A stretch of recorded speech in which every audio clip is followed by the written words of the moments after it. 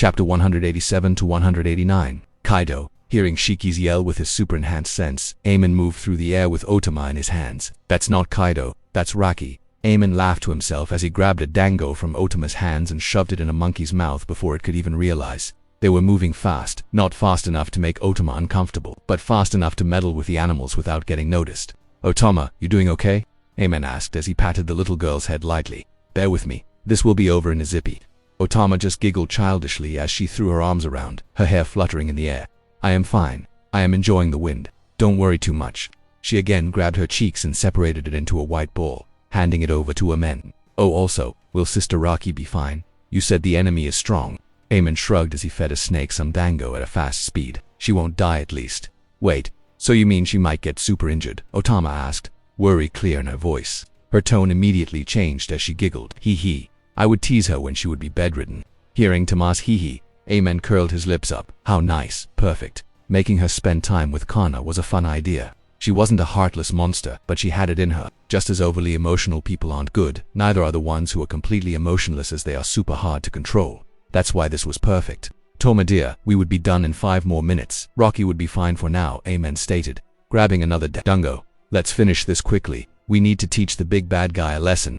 Nodding in agreement, Otama nudged Amon and handed more dango. She was proud of being able to help. Other than that, she is making so many friends at once. It's a win-win situation. Oh, and Raki is getting beaten by Advanced Conqueror Hockey. As I suspected, this Shiki is different. Sumi summoned weapons made of ice and threw them forward, penetrating the bodies of weak pirates. She was a little confused about how easy this was. Wasn't Shiki supposed to be Roger's rival? Why is his army so weak? Looking around, as her colleagues fought with an unimpressed look, she could guess they had the same question. Amon brought them here for these bunch. Wow, free work. Fuck, he could have easily single-handedly finished this bunch of 10,000 people. No, yes, he was definitely fast enough. Yet, sigh. Sometimes she hated her job. She was dragged here to fight, but this doesn't even count as training. These people, they were too weak. How the hell is she supposed to prove she is worthy of her title in this scenario? Shaking her head as she looked at Yuru smashing everything in his sight. She realized the least she can do to prove herself is to have the highest kill count, but that was a problem too. How the hell is she supposed to beat fucking Yuruj into knocking people out, or even that woman, Boa Hancock, her god's lover? She was literally punching the brains out of the minions. It seemed Conqueror's coding or whatever was very destructive. I wish she had it. BZT cracked. Fuck, this hurts. Feeling the black lightning coated fist hitting her in the large serpentine face, Raki groaned. What the fuck, Advanced Conqueror? Why does he have Advanced Conqueror? She heard this guy was once Pirate King's rival, so she expected nothing less from him, but what the fuck? How did his old bones hit so hard? Spitting out a dragon tooth, Raki growled. Fuck, old man, you're strong. The man in question, Golden Lion Shiki, stopped his punch midway and frowned. I realized you aren't Kaido, but to think I've been hitting a female, it's no wonder you're weak, he spat out, making Rocky scowl. If I am right, you are that girl. Ah, Heavenly Sky Princess, aren't you? Or do they call you Sin of Wrath? Both Raki didn't anything else. She raised her head up and went for a headbutt. At first, when she devoured his body in her mouth, she assumed it would be finished, but the guy actually broke her teeth and came out. Not only that, even though her teeth did grow back immediately, the guy used his power to float the teeth around and used them as blades. Raki's teeth were sharp, very much so at least in her serpent form, so using them as blades was a smart move. Still, Raki growled. She focused on her powers and formed many balls of light above and beside her head. She doesn't need to spit out a ball of light, not anymore. She has learned ways to control her power. As the light balls glowed brighter, dashing towards Shiki at a fast speed, Shiki waved his hand and the ground below him sprung up and formed a barrier. Arg, Raki groaned and raised her head up, flying back into the sky. Brother was right. Your fruit is broken. It says it's supposed to make things float, but it's literally a nerfed matter manipulation. Damn, right. I've heard that a lot. As Shiki also floated up, he scoffed. Girl, don't you think you should use your hybrid form, because currently you are just a large punching bag? Raki chuckled at hearing him. Shiki moved his hands, as the water in the ground started to move. Raki grinned in her dragon form. Nope, you think I am dumb. I won't stand 2 minutes against you if I go hybrid. My defense is the only thing keeping me conscious, yet your blows hurt a ton. You want me to go hybrid where my defense is dear? She shook her head. I was instead thinking of using my ultra defense form. My defense is supposed to double, but if I do use it, my training would be ruined. Shiki had a scowl. Brat, you're taking this as a training montage? Your friends are here too, beating up my people, and you're keeping me busy. What's your goal? Training or something deeper? Rocky laughed out loudly. Oh dude, training. Yes, that's one reason, but we have other reasons too. Anyway, I am not supposed to talk too much, or I would get grounded, she said. Maybe try to make me talk. Either way, you're gonna die today. She hissed as her jaws parted, revealing her tongue as an orb of yellow light started to form. After less than a second, she spat out the ball as it blurred, and a beam of heat left towards Shiki, causing him to throw his hands upwards, as the water below them sprung up and formed 2 water dragons. Immediately, as the beam started to approach Shiki, the 2 water dragons stepped in front as they shot their own beams, water beams. BOOM. Rocky is getting beaten. Nice. Anyway, I am close to done, so I guess it's time to finish Shiki. I looked at Otama and patted her head. Toma, stay with your new friend, okay? I will be back in a zippy. Tama nodded as she was sitting on top of a yellow duck. This is the duck from the movie Strong World, a bird with thunder powers. Nice guy. I can talk with him telepathically because of our similar powers. At first he was scared when we approached him, but when Tama fed him her dango, it became strangely obedient as its emotions for Otama sprung up. Damn, dangerous power. Alright, duck, protect her. If she gets hurt I will kill you, I said, electrifying the duck as it flinched, nodding profusely. Otama also nodded. Then I focused on the part of the island where Shiki was fighting. BST, grabbing my sword. Q. I teleported past the air and moved above Raki and Shiki. Q said something about going all out, but I didn't heed to it. Yo, sorry for interrupting, but it's time up, I said, standing about Raki's head and rubbing it. Raki had her mouth open, preparing another beam as she frowned. I said time up, slut. While Raki groaned, Shiki, who was preparing a punch for Raki, paused briefly before he kicked the air and dashed towards me. I shot Raki a glance and told her to stay back with my gaze. Shiki approached me, but instead of punching, he raised his sword-attached left leg. I noticed he changed his weapon because of me. My hand was resting on the hilt of my sword, which caused him to assume I would use the sword instead. He's gonna use his own sword to respect my weapon of choice. Good guy, I grinned. Grabbed my sword but didn't fully take it out from the sheath. I charged my body with electricity and entered a world of speed, a world where I was as fast as a bolt of lightning. BZ_T grinning. I flicked my wrist as I swept past the frozen Shiki, slashing across his neck, sky sword style. Form 7th General POV. He didn't expect the Child Emperor to be here as well. More so, he didn't expect him to appear out of somewhere above that dragon girl's head. Most likely an ability of the Gorogoro no Mi. Either way, the situation changed. So he did the most sensible thing, target the stronger opponent. As he changed his target, launching at the Child Emperor, he noticed something. The Child Emperor had his hands on the hilt of a sheathed sword. Ah, a swordsman. He nodded to himself in his head, drawing back his fist and rather raising his left leg, cladding it in conqueror's hockey. He decided to end this once and for all. The girl only survived since she had Kaido-level defense. But that wasn't the case for the Child Emperor, was it? He was right, but Shiki made a mistake in his calculation. He didn't realize the same applied to him as well. He didn't realize his defense wasn't great either. Just then he moved, or did he? Honestly, Child Emperor was too fast for his eye, another ability of his devil fruit. At last he felt a slight itch in his throat as he understood what happened. Before his head was separated from his shoulder, he could have sworn he heard this question. Answer this. Golden Lion, what happens when you get slashed at lightning speed? The answer was simple. However, there was no Golden Lion Shiki left to answer it, slamming the buff man to the floor. Sumi sighed. So easy. Why is this so easy? She wanted to prove her worth, to prove that she is worthy of her current title, that proves she was worthy of being called the sin of greed. Sumi liked her position as a priest before Amon destroyed Burka. She just sat in her butt, blessing people with her palm raised and worshipping the seemingly non-existent god. She quite enjoyed it, being lazy but getting what she wanted. But there was only a tiny no, a major problem. She just wanted more power, more respect, more laziness, more food, more attention. She wanted more of every good thing. So she eyed the position of archpriestess. Maybe that would cure her hunger. Maybe then she would finally find peace. She wanted to try it, but before she could, God himself descended on the mortal realm. She barely believed God existed, so when she saw the little boy with the power of thunder, her whole existence was shaken. She was scared that she would be punished for her sin, her greed. But luckily, the man seemingly didn't notice a thing. Then she started to work under him. She had no problem. She even felt better than before, as she had people working directly under her. She had absolute control over them. Just after God himself, she was satisfied. Unfortunately, it only lasted a few days. Her greed returned. She wanted to climb the ladder, but she wasn't getting an opportunity. It was then, as Amon introduced the scenes, Sumi knew this must be her fate. This must be her time to shine. So she tried, and tried. Against Dai Brem Cricket, she fought and finally reached a position that was made for her. The sin of greed. She didn't mind the name though, it described her perfectly. She got a new mansion, a bunch of maids, a few of the best cloud cars, and a position just after God himself. She was happy with her new position, so she wanted to prove herself, to not lose this position. Sighing at the thoughts, Sumi raised her hand above her head, glancing at the brigade of charging men. She needed to prove herself, but her competition was hard. She didn't have conqueror's hockey like Hancock, no powerful fruit like Uruj and Rocky. She wasn't weak per se, but she was probably the least gifted among the current citizen, yet she earned the position.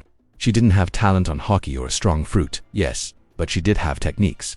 Master of Rakashiki, Raki's sword teacher, and finally, wind-style martial art. An orb of air started to condense on her grasp, slowly growing in size as it became as big as a basketball. After that, blades, shuriken-like blades appeared on each side of the orb, forming a wind-style raisin shuriken. Sumi streamed her strength on her hand and whipped it down, throwing the ball of destruction towards the incoming horde, cutting the brigade of 21 men at once, splattering blood all over the place. Wind-style is a martial art made from the bits of fishman karate. It was hard to make, but with a supercomputer on his hands, Amon didn't have to do the hard work. It wasn't perfect yet, but it did its job. A special martial art for his people was what made him unique from the other emperors. And currently Sumi was the best at it, even better than Amon himself. Sumi took a breath in. All hail Kami. She threw her fist in the air and dashed forward, grabbing her sword and coating it with a sharp wind. She was greedy, yes, but she had a limit. Her god was the limit. As greedy as she was, the thought of climbing higher than this, changing God's position, never crossed her mind. She, after all, grew up with people teaching her to lay her life for God, to fear him and love him. Other than that, how can she, a mere mortal, hope to change his position? Affection, fear, respect and obedience. Amon was feeling all this coming from Sumi. Ah, how much he loved his cult. They were perfect for everything. Dragging the dead body of Shiki by his collar with one hand, and grabbing his steel wheel head with another. Amon teleported inside the building, above everyone as he observed the fight for a second, before yelling, "Everyone, time's up." Everyone paused. Amon's people paused hearing his order, and Shiki's people paused seeing the beheaded man in Amon's hands. They gulped lightly as their eyes enlarged. "Yes, sir." Indigo, who was beaten by Uruj and made floor-ridden, yelled, "You bastard! You killed him, you scoundrel!" He tried to get up, tried to launch himself at Amon, but Sumi came and stepped on his head, making him fall face first. "Komi-sama, do I kill him?" Sumi asked softly, smiling ever so slightly, making Amon smile too. "No need. Tie him up. He is a great scientist. He has his uses." Sumi immediately nodded at his suggestion and karate chopped Indigo in his neck, making him go unconscious.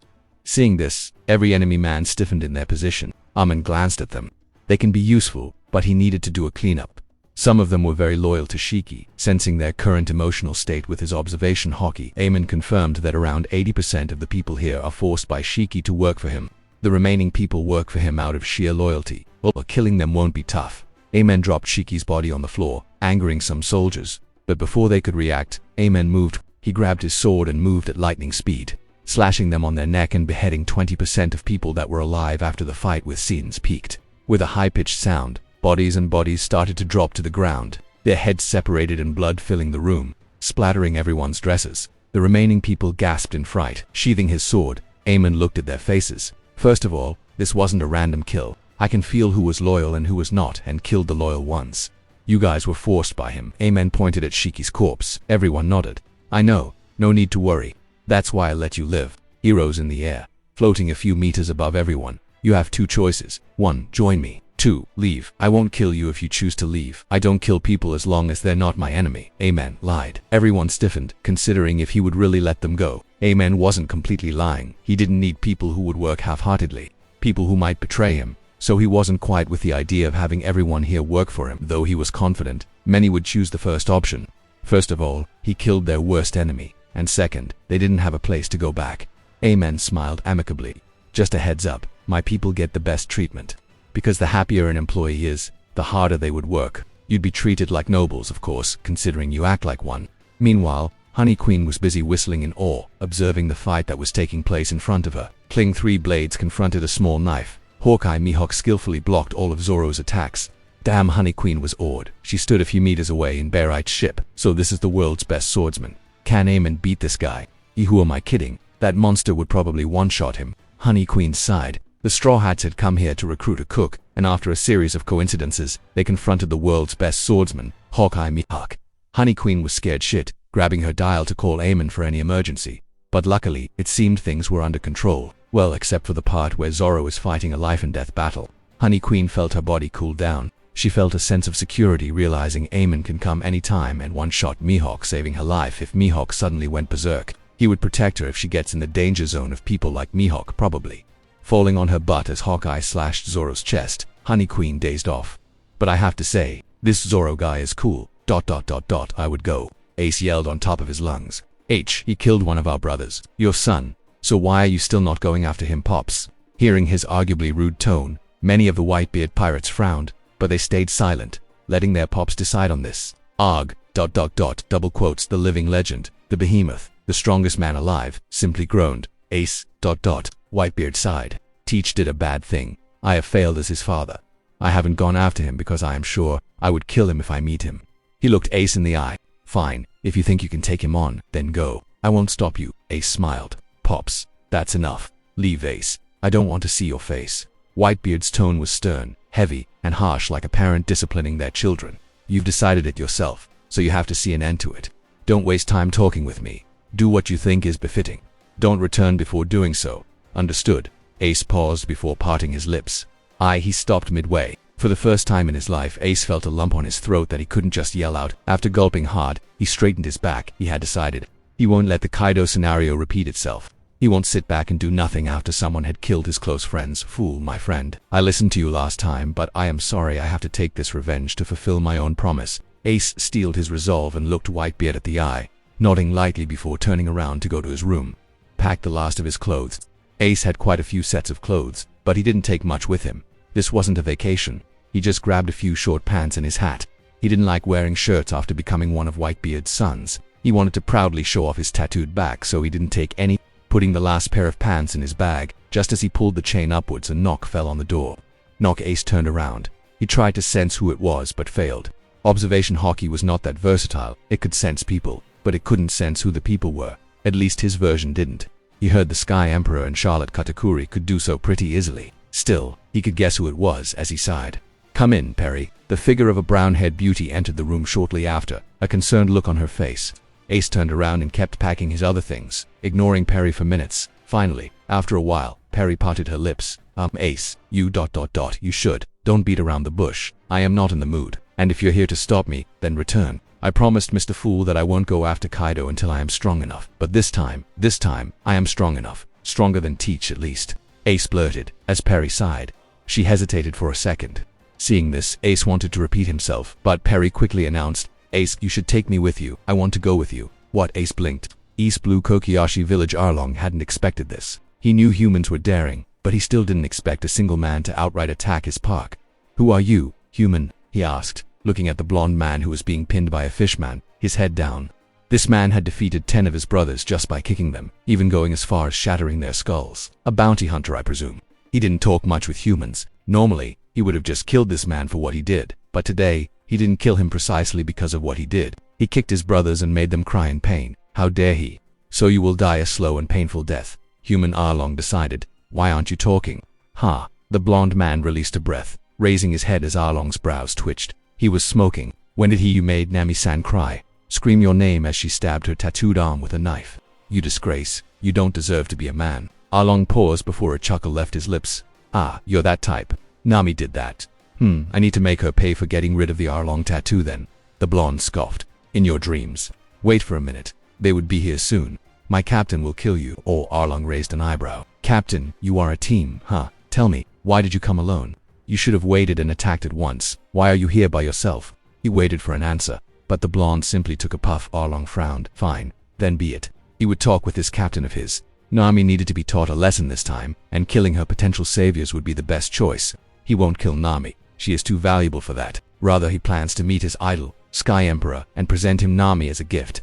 He had realized Nami is too valuable to keep her here with him. She would be a lot of help to his idol, for sure. Her world-class navigation skills and map-creating ability ... they are incredible. Who knows, maybe he can even get close to him this way. Arlong laughed as he kicked the blonde's face, throwing the cigarette in the process. He didn't just love women, he respected them. So when he saw Nami stabbing her arm with a knife to remove the tattoo, screaming Arlong's name with hate and disgust, he was pissed. He should have waited for his captain because he was sure Luffy would be pissed and want to help Nami as well. But a part of him couldn't wait. 2 years ago, something big happened. Germa 66 was defeated, captured, and enslaved by the Sky Emperor. He didn't like his family. Heck, he even hated them. Considering this, he should have been happy that they were enslaved by the Sky Emperor, but a part of him hated it. A part of him hated the fact that his family, his loving sister, was now a slave to another man. So when he saw that look on Nami's face, her tears falling down her cheeks, he thought, was Ryu suffering the same fate, or was she experiencing worse? Sky Emperor was quite known for his playboy tendencies. Of course, being in East Blue, Sanji didn't know that, not until he started doing his research after Germa was defeated at least. So it won't be a surprise if Ryu right now is on her back, moaning under a fucking wah. What irritated him more was the fact that she didn't have had a chance to refuse either. Maybe she was forced to do what he wanted. Sanji sighed. This was the true face of the world. Under the mask of humans, there is a monstrosity. The weak have to submit to the strong. They have to silently do whatever the strong orders. That's something Sanji experienced first-hand by his own family. Yes, he might be overthinking. Maybe nothing of that sort was even happening, and Amon might only be using their technology, but the thought was still there in his mind. So Sanji had a new enemy, an enemy he knew was out of his league still. That wasn't the point.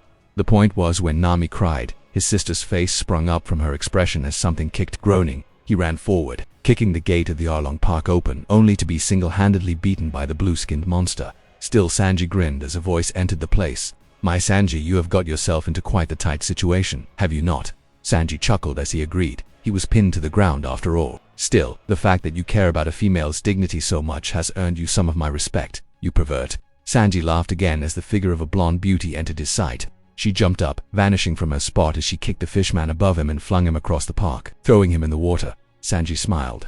"Ah, my queen, you're here finally, and here I was thinking my time was up." The blonde grinned, showing her white teeth.